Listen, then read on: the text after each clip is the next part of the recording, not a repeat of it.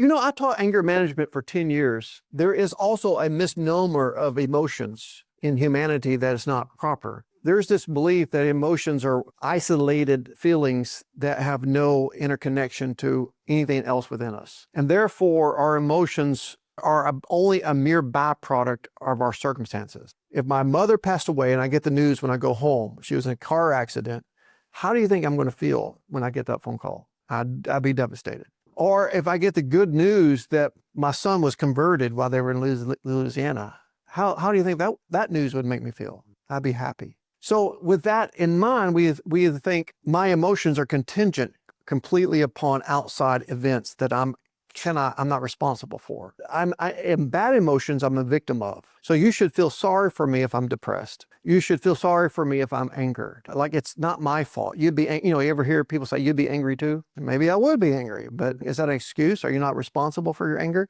So what that type of thinking takes our emotions and says we're not responsible for how we feel.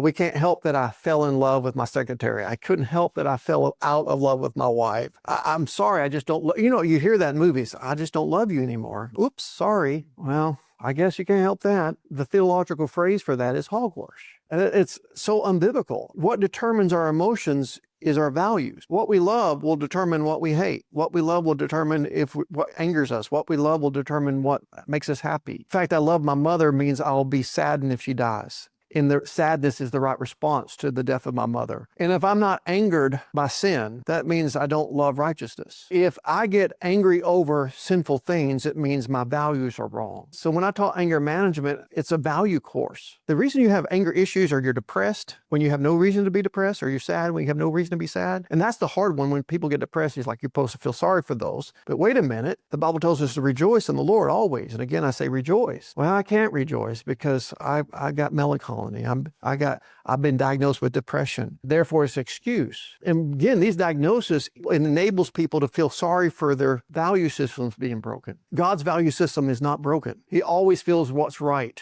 at the proper dosage. Sometimes we get angry, should be angry, but sometimes we don't have the proper amount of anger. So how do we fix our emotions? Fixing our values. And that comes by what we believe. And what we believe is valuable. That's why we have to root our emotions in the Word of God and truth. And that's why I'm commanded to love God. I'm commanded to love my wife. I'm commanded to love my enemies. And I can't make excuses for my lack of love. When God says, value this. And this is how you have love. This is how you fight depression. This is how you fight your emotions that are all over the place. There is values that control this. And see, God has glory. He has the right value.